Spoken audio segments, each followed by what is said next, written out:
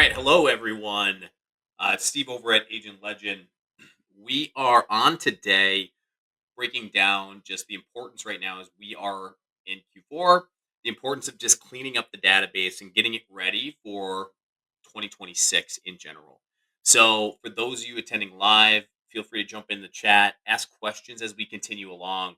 But this has been an incredibly tumultuous time in terms of those of you who are seeing all of the consolidation taking place in the industry. What we're going to cover off on today is why that is, what's happening, and then we're going to get down to brass tacks and communicating why your database is really the foundation of everything that you should be building moving forward. All of those relationships and all of that history has tremendous amount of value in it, and making sure that you're mindful moving forward of using it as an asset for your business moving forward. So we're going to talk a little bit about the basics of cleaning things up, right? Making sure you're purging old data and information. But we also want to speak to the importance of like why the database is so important. I think most of us know that, but we're gonna distill that down a little bit more, open it up for Q&A, and then we'll be out of here in less than 30 minutes. So with that being said, let's get right into it. I'm gonna pull up some slides here and we'll start plowing through. So I want to kick this off because unless you've been under a rock, you've seen the news about Compass's. I mean, really, they've been in acquisition mode for years. They start with acquiring local, smaller agents' books of business, their relationships, their contacts, right? And now they just made one of the largest acquisitions, or it's not closed yet, but they're in the due diligence phase as we speak.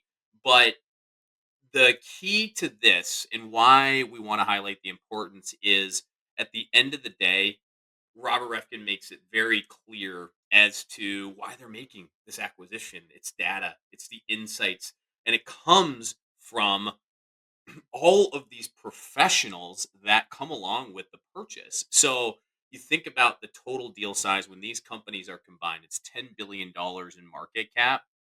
And they're acquiring 340,000 real estate professionals combined now in 120 countries.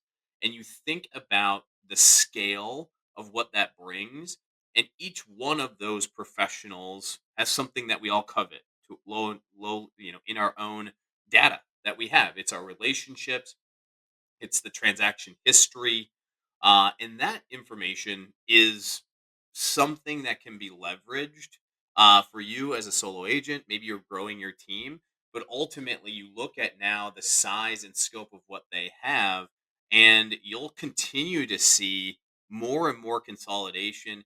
And those that harness the power of their data to make it their business operations more predictable, more scalable, and ultimately more transferable, those are the ones that are going to tee themselves up for success as we move forward. And so at the core of this, of understanding like what they're buying, it's really the real estate equivalent of what like a tech company, if they were acquiring content in a user base. That is when they are going, if you're an independent agent, right? They're acquiring maybe your influence on social, or they're acquiring the content from those listings that you have, that they're going through, and they also have the customer bases to come along with it. So relationships are still important, but when you look at taking a piece of that removed, you can see that the true strategy is if they can insulate themselves and create a defensible moat with the wars going on with Zillow. That is part of what these roll ups are all about. And so what they are looking towards is like who has a really tidy, clean, neat, predictable revenue engine that they can immediately plug into their operations that they've just successfully scaled. Um, an analogy that I've seen used, I'm going to credit Mike Del Preti for this one. If you don't follow his content, he is amazing. So please go and check his site out. But you think about what Disney did in the Marvel universe. It was a massive deal at the time, but you think about what came with all of those franchises along the way. So They get all of the people that follow Marvel and are they love Marvel. And so if I can buy that one time and over the years, I can predictably generate revenue from that same user base, that's gold. And so now you tie that back to what Compass is essentially doing, and not just Compass, but you're seeing other companies going out and acquiring businesses. You're seeing mergers even within large brokerages where teams are partnering together to create more scale and more users within their user base.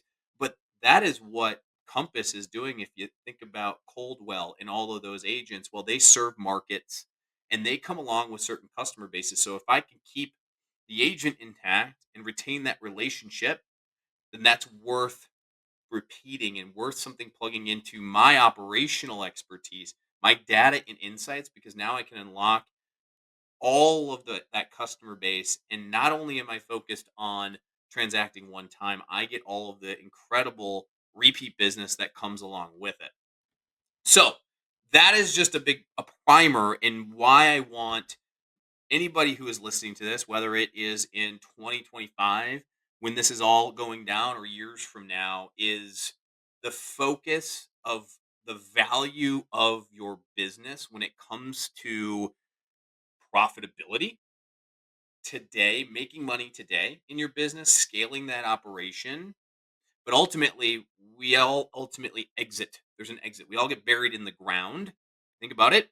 So, how do we create something that has value that you can hand over to somebody else? And that is all predicated on your database, your CRM, what you are using. If you are not using a CRM, you need to consider doing that ASAP. Get that contact database out of your cell phone, get it out of your head. It needs to be documented because without it, you have no exit strategy, and we don't want you working until you bury yourself into the ground. So the database, and this is again what acquirers are looking for when they're coming into a business, or maybe you're on the other side of this and you're looking at growing through acquisition. Use this information to help you along, but you're buying the proof of relationships, all of that rich first party information that's flowing through there, texts, email, phone call history, uh, IDX website activity, notes, all of that information is huge. Transaction history,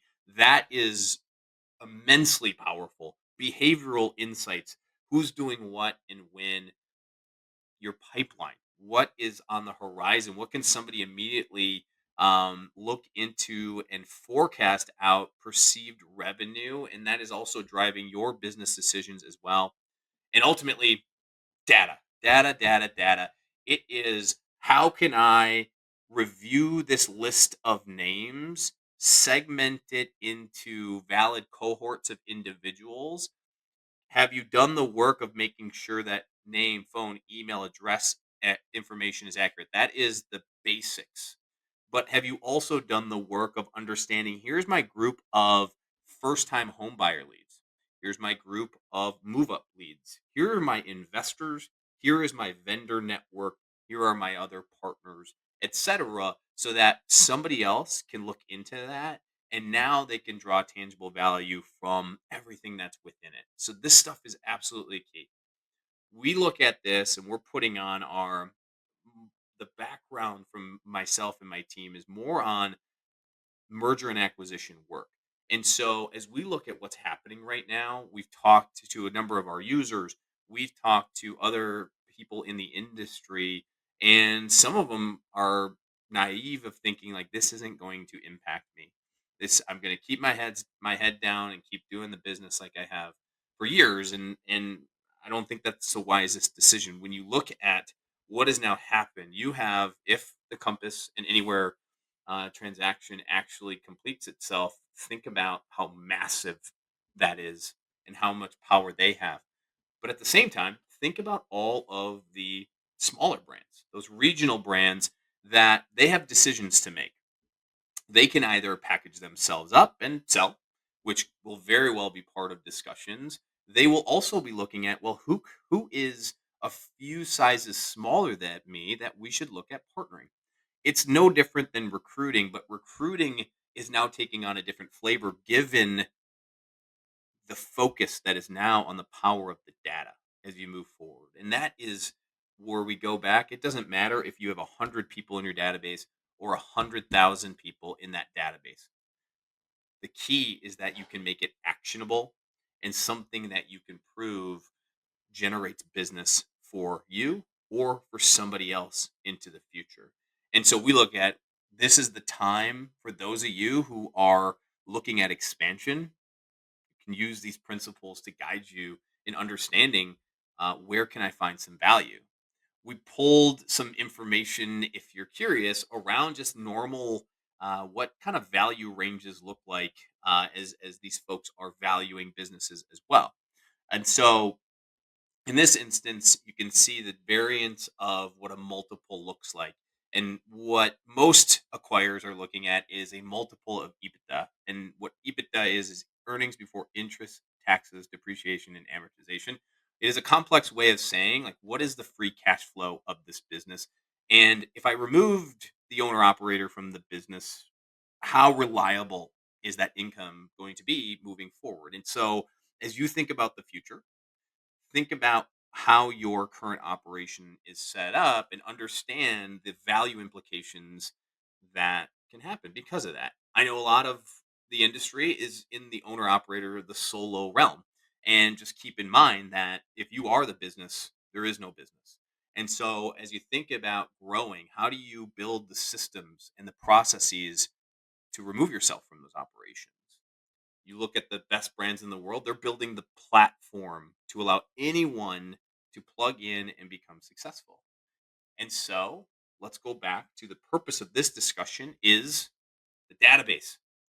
If you have a reliable database, something that somebody could pick up tomorrow, and it is not because they know Susie, but they have been seeing Susie's content, Susie's information about the local market, and she has a standard operating procedure by which she's able to consistently, like I mentioned, predictably, scalably, and ultimately transferability of these things is critically important. Those are the things that we are ultimately looking for as they're moving on. So you see the multiples increase the more that there is just an engine behind what is doing. It is a That's why software as a service, right? They typically have higher multiples because it is a system and a process that just allows people to funnel through, and that revenue continues to show up.